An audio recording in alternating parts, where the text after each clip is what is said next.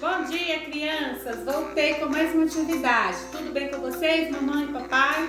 Hoje nós vamos trabalhar com uma atividade fazendo barulho. Olha só que legal!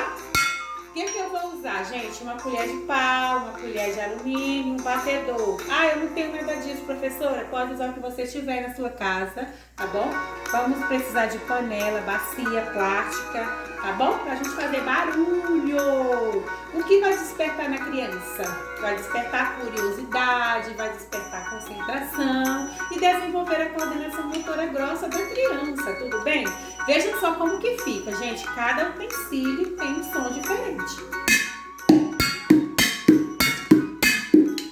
Colher de pau.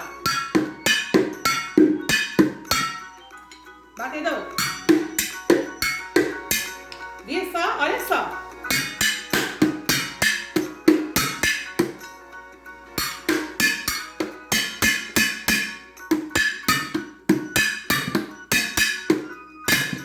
Gostaram da atividade? Eu espero que sim. Então tá bom, gente. Fique com Deus e até a próxima.